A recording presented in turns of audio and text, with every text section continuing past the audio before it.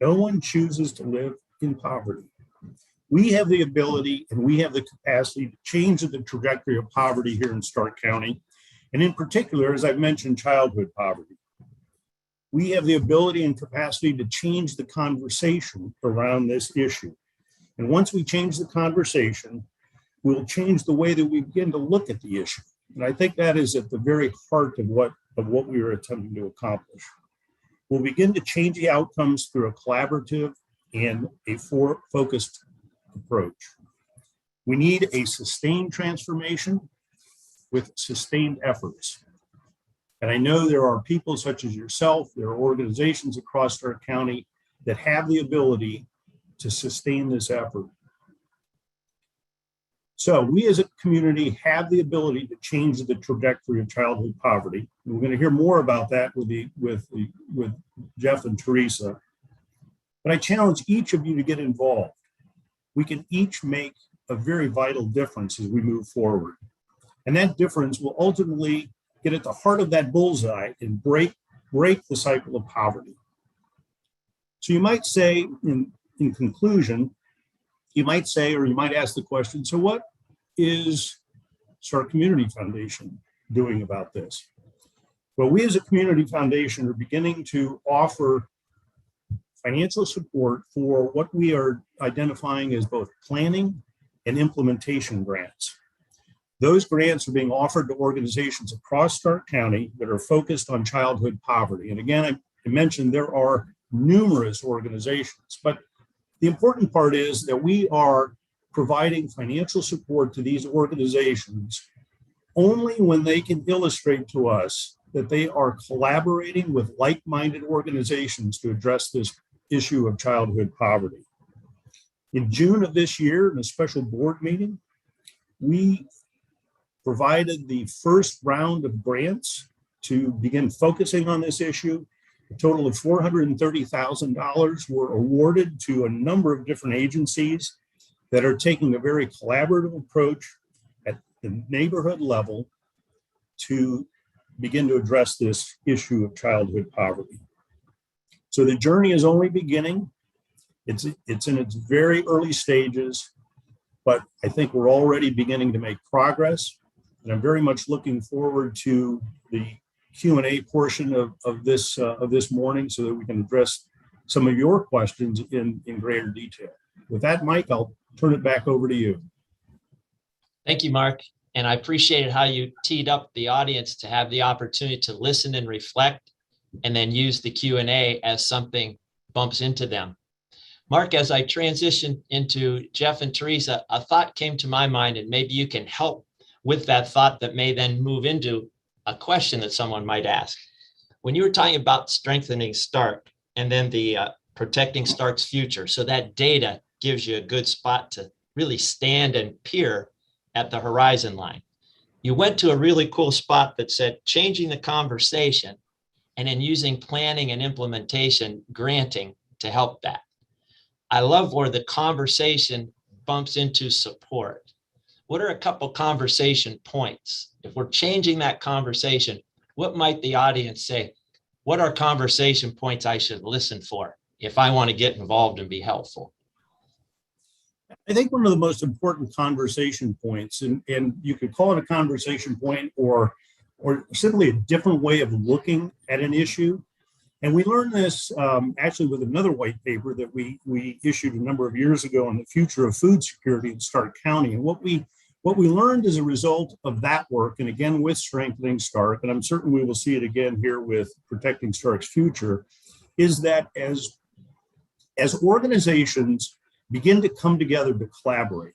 First, I should mention, Mike, that we have a whole host of really amazing organizations here in Stark County that are well respected across the region, across the state, even across the country. But what we've discovered as we've begun working with these organizations is that they tend to be working in silos. But when they come together and begin to talk about what they are doing and how they are addressing issues, that's when the conversation begins to change. They begin to look at an issue from a different lens, And using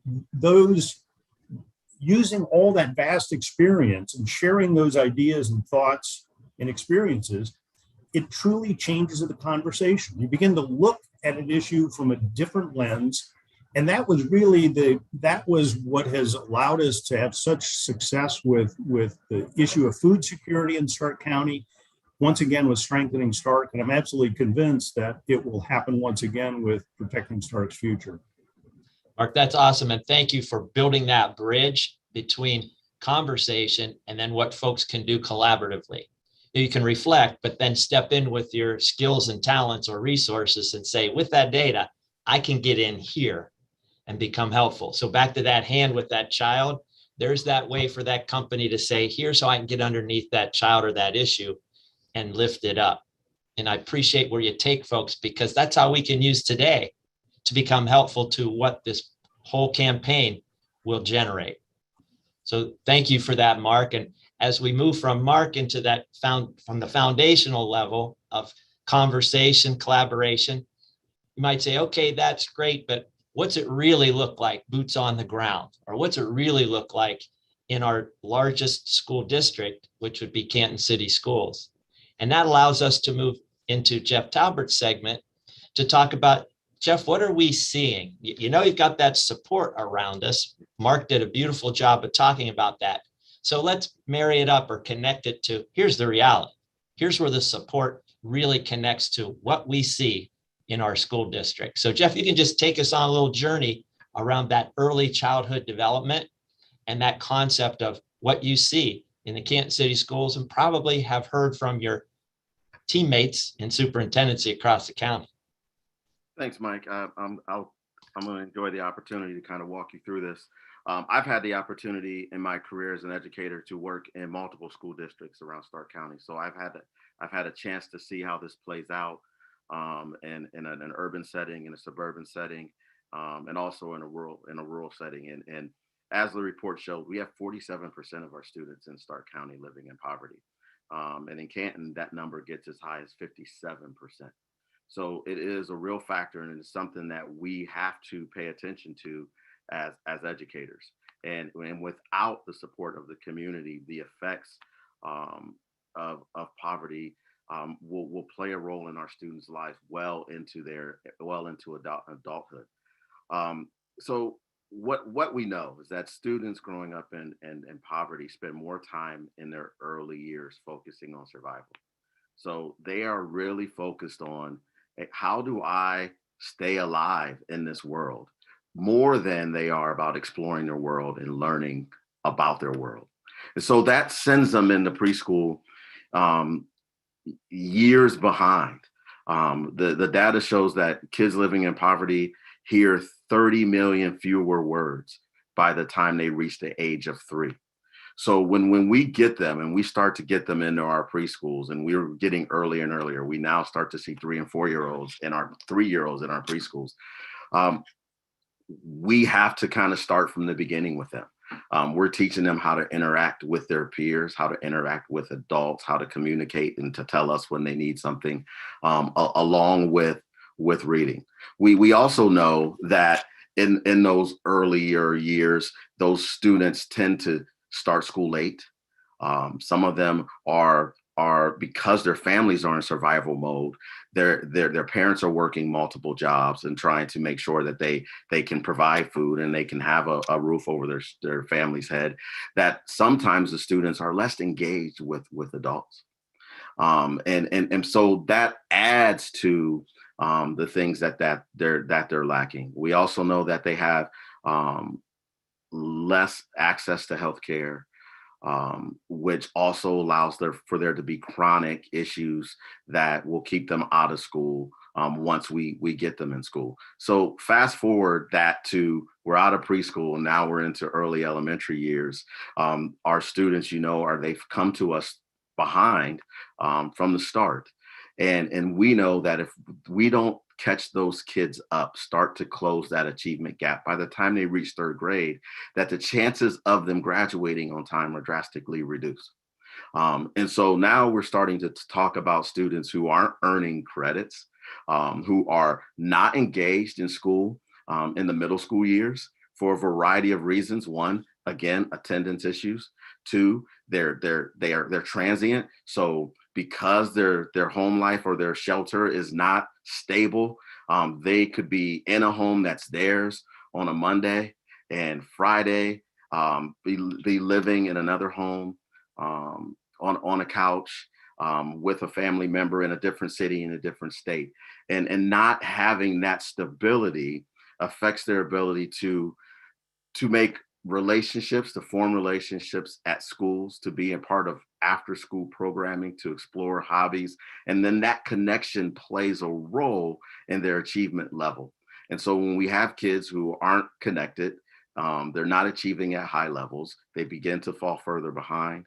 And then when you reach the ninth grade, if you aren't starting to earn high school credits, the chances of you graduating on time and graduating at all are now greatly reduced. And we know that in our society, where more and more jobs are requiring either a college diploma or some type of certificate or licensure in order for you to do that job, not being able to make your way through high school has a dramatic effect on the child, but also the future for them and their families, and the future of our communities. What we try to do as a school district is try to wrap our hands around all these students, try to address as many of these needs as we possibly can. We provide breakfast, we provide lunch. Now we're starting to provide dinner. In this new COVID environment, not only are we providing those meals at home, but we're giving families the opportunity to come take some meals home with them over the weekend. When families can't get to us, we're delivering meals. We've created clothing closets for our families so that the students have an opportunity to get the clothes that they need if they don't have them. We're putting washer and dryer facilities in our school buildings so that the kids have an opportunity to have their clothes washed and their clothes are clean. Again, our job is to remove as many barriers as we can to make sure that the kids are in school receiving the education that they're going to need in order to be successful. We've provided mental health services in our schools. We know that students living in poverty have these chronic stressors in their lives, worrying about whether or not I'm going to get my next meal, worrying about whether or not I'm going to have my house, dealing with parents who are really stressed out as well because they're trying to be providers for their students. Like Mark said, no one wants to live in poverty. So we have a lot of families who are doing everything they can to make sure that they're able to provide. And that causes stress. And so we have multiple mental health providers inside of our schools who are there to kind of support our families through that. And then we're also working with community partners to make sure that our families have housing. And when our families have to move, we do everything we can to find out where they are, to get them to and from school. Even if they move to another district, we are working with them to allow them to come back to us and to stay with us so that their school environment can be that place of stability.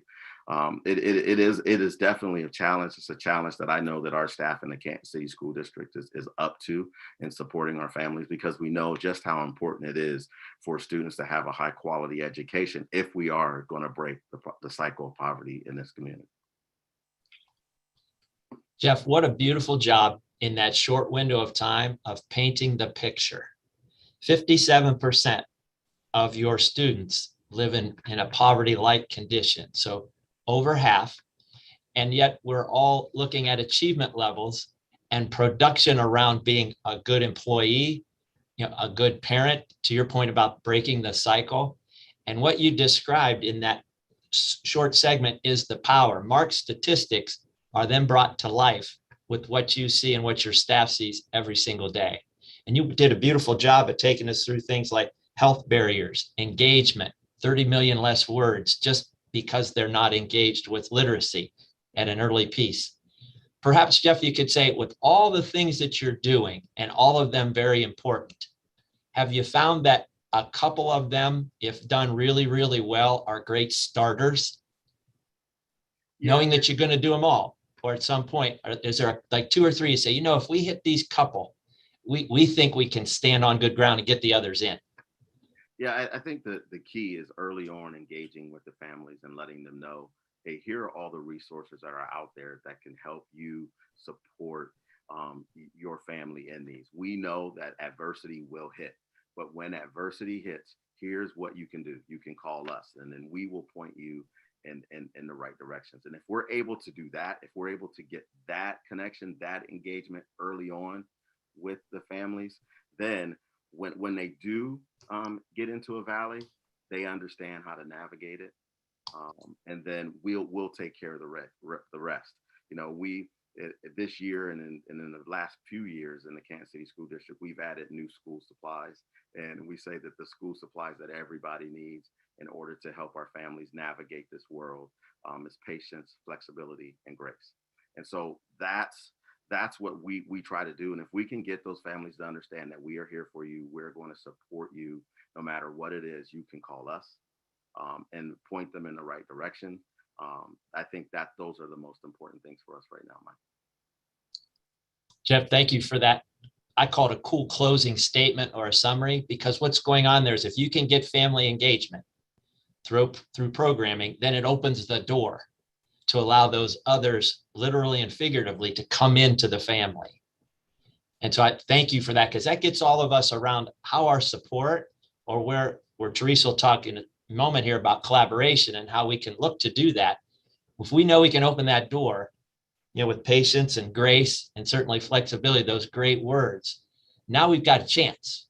We can turn the data. So beautiful job of sharing the reality. And I know all of us can see that movie behind our eyes that you just described. And you've seen it from different district levels, small, large, urban, rural. So your synthesis of all of that really helps us stay on point. So Jeff, thank you for that. And as we segue to Teresa, speaking about being on point, Mark gave us the data. Jeff just spoke of, I call it high truth, high grace that just happened there. Teresa will talk to us a little bit about, so what can we do together? And Teresa, before you jump in, it gives me a chance really to brag on you with all the work that you've done through schools as a superintendent, certainly with Stark Education Partnership. Your leadership generally has really been a gift to us. So as you transition and Dr. John Richard comes into play, thank you. And we know that you'll still be right with us, helping us collaborate.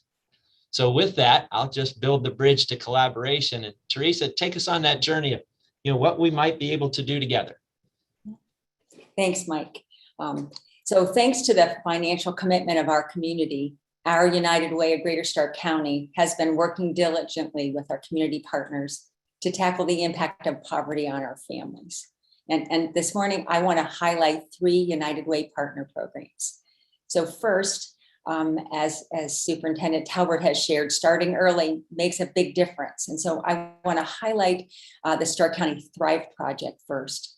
So Thrive is a project through Kansas City Public Health that works to reduce overall infant mortality rate, as well as disparity in birth outcomes relative to Black and white infants.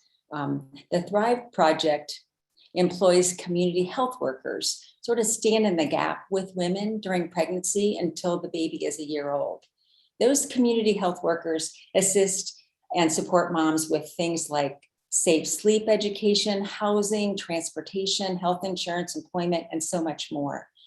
The Stark County Thrive program is funded in part by a lot of different grants, but also is supported by our United Way of Greater Stark County. And the results in their data shows that Thrive has reduced Stark's infant mortality rate and improved the disparity in birth outcomes relative to Black and white infants. Next, I want to talk about school readiness. And again, as Jeff has shared, it's critically important that we continue to work together in our community to provide children with opportunities and resources to develop the skills they need to be ready for school. Strengthening our early learning programs and equipping and supporting parents has been successful in positively impacting student outcomes.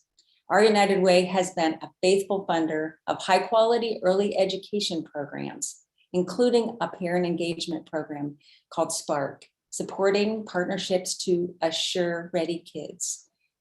Spark is a family-focused intervention program that helps children get ready for school by building reading, language, math, social skills, and seeks to create this seamless transition between school and home for children ages 3 to 6.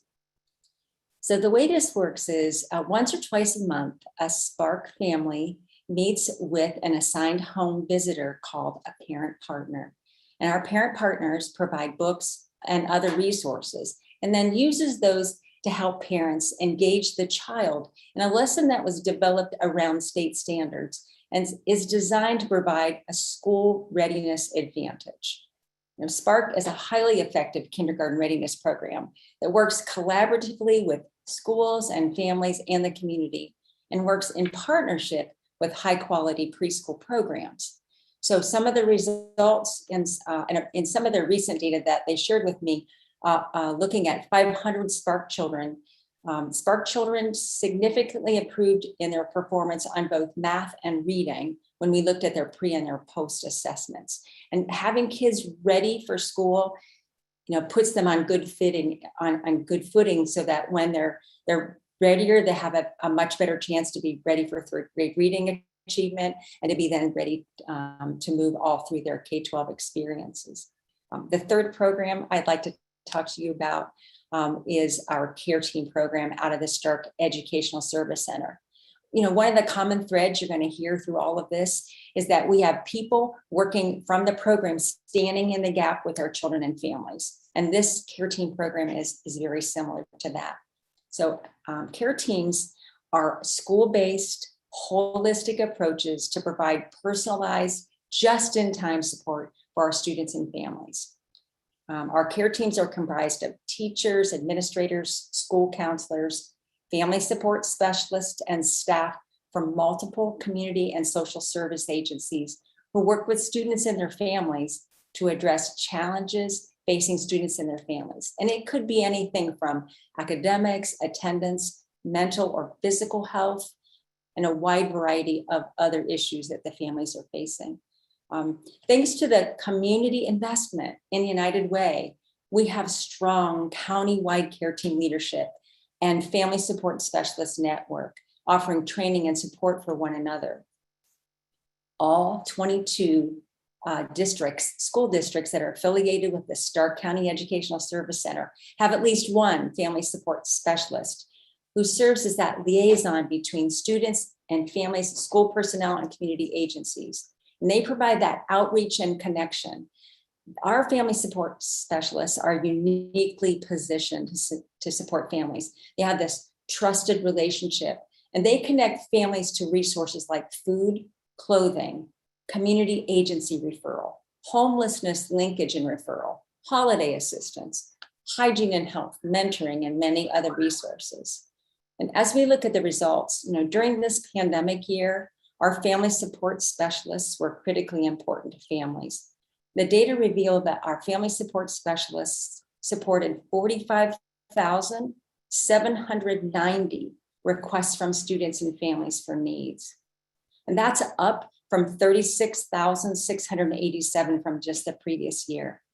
Now, our care team data, there's a lot of data that's collected, but when those interventions are provided, the data shows that student promotions are increased from one grade to the next, graduation rates increased. All of those important indicators of academics, attendance, behavior are all improved with that strong collaborative team approach. So again, thanks to the community investment in our United Way of Greater Stark County and their partners, our children, youth, and adults have improved health and education outcomes. Teresa, thank you. And I know you could have gone on, as each of the three panelists could have just unbundled these key components in their presentations. So I thank you guys for managing that into a good way for our folks to get their head around it. Teresa, one question for you. Because of the Stark Education Partnership, you had a chance to see different ways that pre-K to 16 could certainly be impacted, but staying in our early childhood range, would you say that the care team opportunity really opens the door to many of the other programs that you shared, like Thrive or even Spark, just those particular ones that are so good? Is the care team a good conduit to open the door to families, kind of like Jeff had shared? If we can just get in the right way. You're absolutely right, Mike. And I would say one of the exciting new projects that I didn't have a chance to share about is this Star Community Foundation just funded the opportunity to start a care team in preschool, and the pilot will be in Alliance, and the Stark Education Partnership will be the evaluator for that project. And we're so excited because we believe that there's a lot of great things happening in early education. So compliments to everybody working in that space. But when we work together, as Mark mentioned, we're synergistically, we see the data improving. So that they've already started, I know Alliance City Schools and their Alliance Early Learning Center, their Spark program, Mount Union, they're all involved. I know Raymond Johnson's, Family Empowerment Center is involved. So there'll be strong parent engagement. There's, education, because superintendents get it, that we can't wait till they enter the schoolhouse door, that it has to start, prenatal. So that, prenatal up. And when we use all of our community resources wrapping around families, and again, making sure they have stable housing, they need food security, all of those things matter, because then we have an opportunity to educate them at their highest level so that they can reach their potential, because all of our kids have potential that only God gave them. And we need to, so that we allow them, put them in their best position to impact the community with their gifts. Teresa, beautiful summary, because many times folks will hear the details, but they'll say, what's the synergy? Yeah. What's the power move, so to speak, that if I'm a contributor and I've got United Way really ready to go, poised in this, do they see their dollars landing in these spots? And that's what made all three of you so great today. When you talk about the impact of what United Way and its campaign can do, you three actually painted a picture and framed it for early childhood education and breaking the cycle of poverty. Teresa, when you talk a little bit about wrapping around that family, and Jeff's talk about just getting into the family, knocking on that door and getting in. And Mark talked a great deal about changing that conversation and then making sure our dollars find its way. It's basically like the great thread that's pulling all the eyelets together to say this campaign has the opportunity for impact. And when you take a look at that hand with that child in it, back to that visual, you guys did a beautiful job of saying that's how we can do this. And it's real. It's real what we do. And when we want to help them sound it out, back to that earlier story, here's the way to do it. Here's the way to do it. So I'll pause here. I see you in the Q&A. We'll just take a couple minutes, see if there are any questions for the panelists. And I see there's one question. This is where I might have our folks. I didn't see it pop up. Let me see. All right, here's the question. It's from an anonymous attendee. The Shipley Child Health Clinic is right here in Canton, serving these populations of children. We provide comprehensive health care to children birth to 18, well child, physicals, immunization, et cetera. We partner with Thrive and have community health. How can I get connected with others in the community to be included in discussions around the specific topic? And how can we help more here at Shipley? So the question, and any panelist can jump in, thinking Shipley Child Health Clinic, how can they get connected to be helpful to what you all just talked about? Well, Mike, I can jump in right away. I would love to have them join us. We have a great Start for Great Futures Coalition, where we bring together everyone who works in any way, whether it's the medical profession or education or health or all together, to work around prenatal to kindergarten readiness. We meet once a month. I'm happy to, we'll give my number or my email. They can contact the Early Childhood Resource Center and talk to Scott Hasselman, who co-chairs that committee with myself. And we're happy to have them have their voice to help shape, again, what we do and the way we work together. And I think, again, they have been great about giving us some flyers to get it into some of our food banks. So we know that they're really important in our community, but you're right. It's important that we try to find new ways to engage everybody. Teresa, that was a great question and a really perfect segue to you to say there's collaboration. So if I'm not sure who do I connect with? And I would just share with folks who are in, we have over 100 folks on the screen today. You have three of the best resources in front of you, three of the best. So if you think of nothing else, think I'll reach out to one of these three with a way to collaborate, or a way my agency might connect, or a way my company might connect. So thank you, Teresa. And that's a great question from the Shipley Center, the clinic side of Shipley. And Mike, could I jump in here also Please. and just add a thought? One of the most important roles that the Community Foundation fulfills in the community is to convene organizations, to bring them together. And we're in a really unique position that we see so much of what's going on across Stark County. And any organization that is interested in getting engaged in this effort, I would suggest that go to our website. There's a means there to contact us by email. Send me an email, send an email to Amy Krebs, who's our Vice President of Grant Making here, or just send it to the general account. We'll receive a copy of it.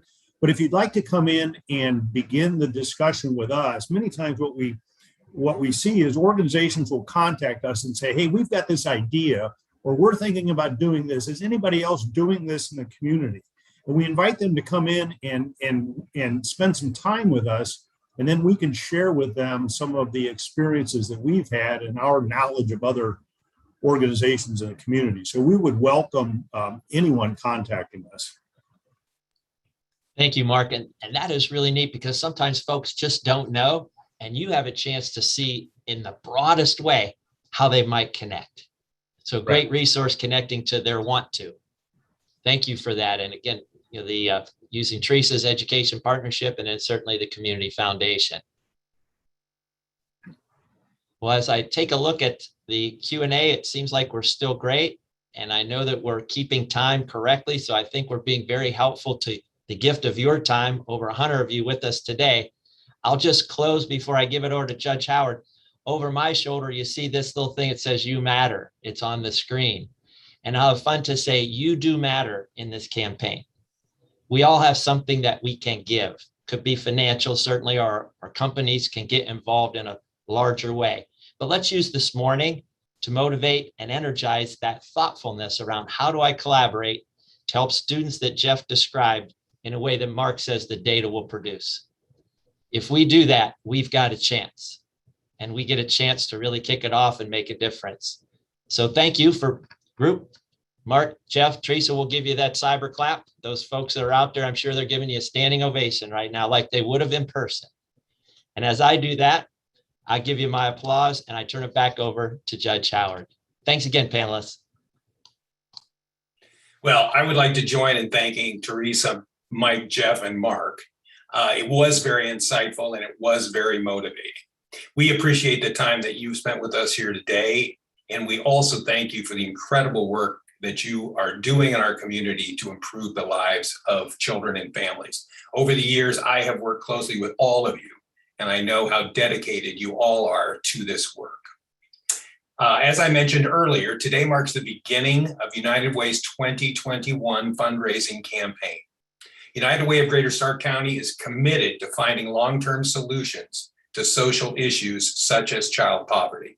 With your help, those solutions are within our reach. Let's take a look at a video now that offers further perspective on this.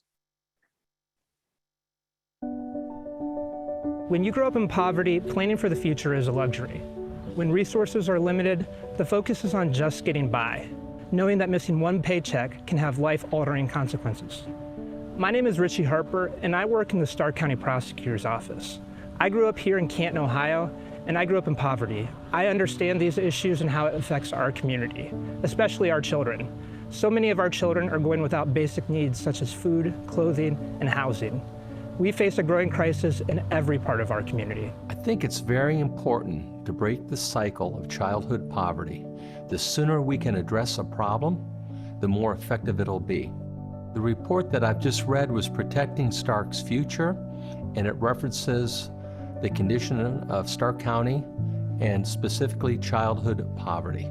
The Childhood Poverty Report was commissioned and started in 2019, so it was pre-COVID. The results, even pre-COVID, were alarming. In the city of Canton, about half of the children live in poverty. And for a city its size, that places Canton tied for second place in the country with the worst child poverty rate. I think some of the things people thought that were occurring only in Canton are occurring throughout our whole county. For example, there's 20,000 children living under the poverty line in Stark County. 47% of those are outside of the city of Canton. So poverty affects all of us. It's our responsibility as a community to help the children in this community that by no choice of their own are living in poverty. So at United Way, we're doing two things. We are meeting immediate needs, and we are giving families the opportunity to increase their earnings and their stability. Growing up in poverty is linked to a host of negative economic, health, and social conditions. Children who grow up in poverty suffer from more behavioral and social problems, more health issues, and lower academic achievement. The one item in the report that really stood out to me is that there was a difference of 16.2 years life expectancy from an individual that was raised in southeast Canton to one that was raised in the center of North Canton. What can we do to lift those individuals up that on no fault of their own were raised in a community with a lesser life expectancy? One of my favorite programs that United Way supports is the CARE team, and it's a wraparound service for children in schools, and they try to look at the child holistically and try to meet all of their needs. Some of these children have things going on at home that distract them from their learning, and they try to address the needs of those children. And I can't imagine the obstacles these children have in maturing and growing and being healthy if they don't have these basic needs. The road to becoming a successful adult starts in childhood. By ensuring that children have access to food, education, and stable housing, we can ensure that they're well on their way to becoming successful members of society. There are misconceptions and stigma about poverty. People believe that if someone can't afford their basic needs, they must be lazy and not working hard enough. That is not necessarily true, especially for single parents. Many of them are working multiple jobs and still can't earn enough to pay basic needs like housing, utilities, childcare, and healthcare. As a business owner, I would like to speak to the other business owners. The number one thing we can do to make a difference is provide a living wage. A livable wage will create opportunities for families and their children. A young child given an opportunity will blossom into a very productive adult. And that is ultimately what our responsibility is, to provide a better community, and we do that by making strong families and individuals within the family. I often hear people say, why don't they just pull themselves up by their bootstraps? Children do not have bootstraps. They can't pull themselves up. It is up to us, the adults in the community, to provide them with a bridge to their future. Together, we have the power to end childhood poverty. By donating to the United Way of Greater Stark County, a stronger community is within our reach. I think United Way is the most efficient way that we can help those in our community. When they make a decision to give to an organization, they've looked at the holistic big picture and they've made that decision for a reason. It was well thought out, and they care about making the biggest impact with the dollars that are given to United Way. We all have things that we can contribute. No one person can say that I cannot contribute something. We all can contribute. We can all be a mentor. We can provide financial assistance, or maybe just look around and get involved. And I think too many people tend not to get involved because they don't think that they make a difference. It's shocking how people working together can change the world. And I think we have an opportunity in Stark County to do that.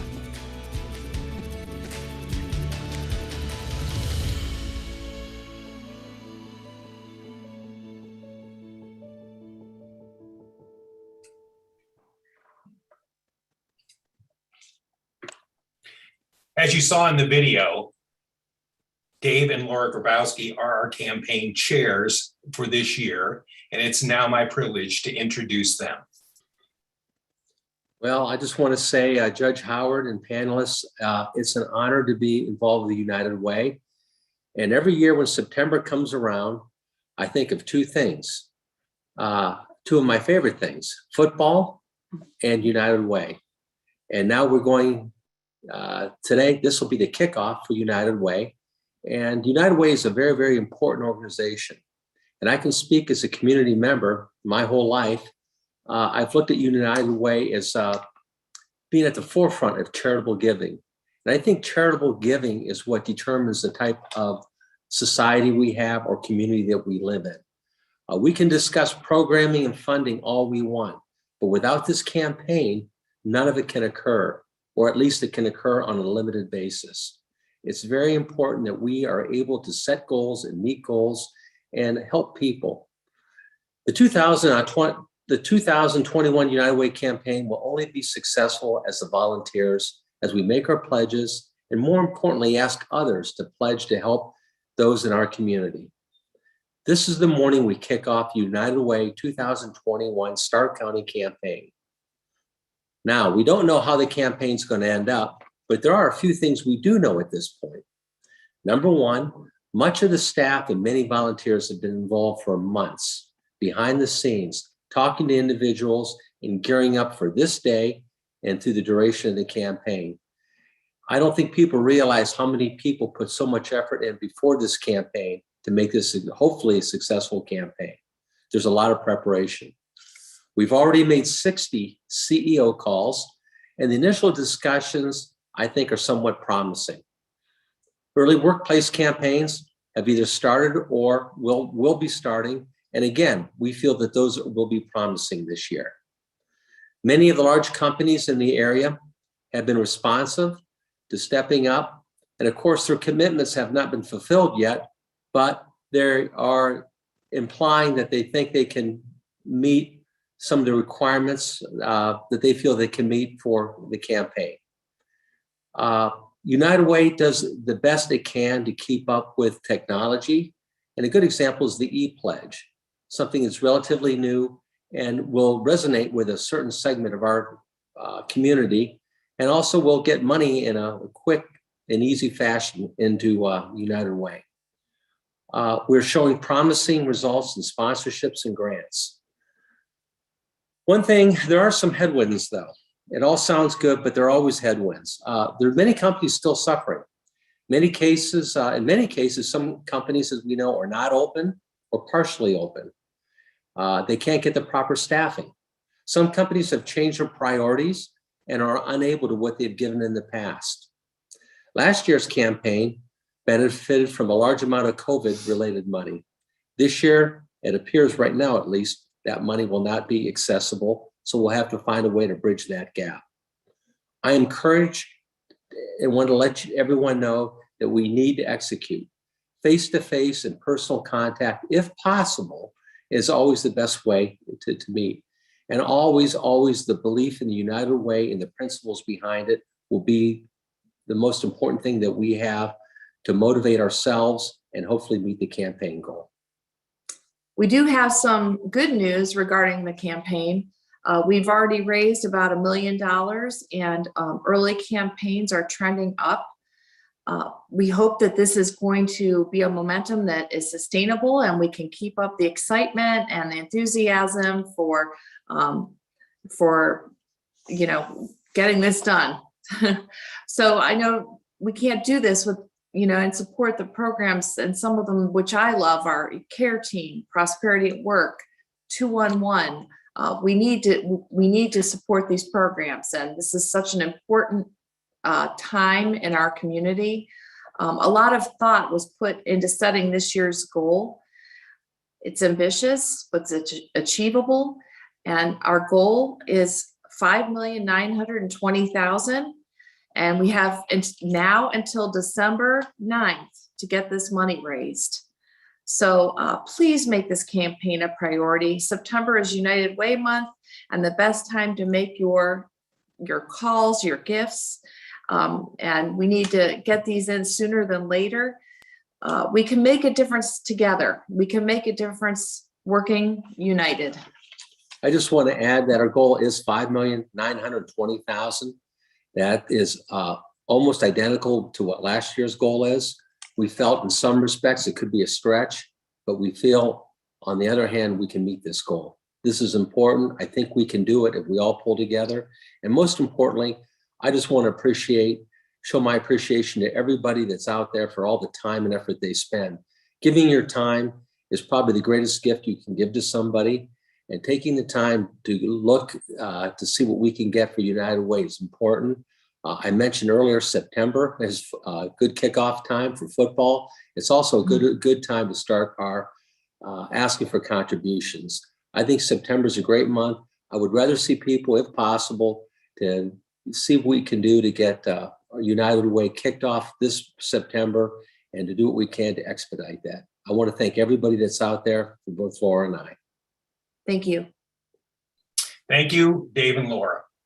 If you, our audience members, have been motivated by our panel discussion and wish to donate today, you can text within reach to 41444, or you can use the link in the chat. So it's texting within reach to 41444 or the link in the chat. With your support, we can achieve this campaign goal and continue to fund programs that will move us forward in our quest to end child poverty in our community. Thank you for attending today. Thank you for your generous support, and thank you for living united. Stay safe.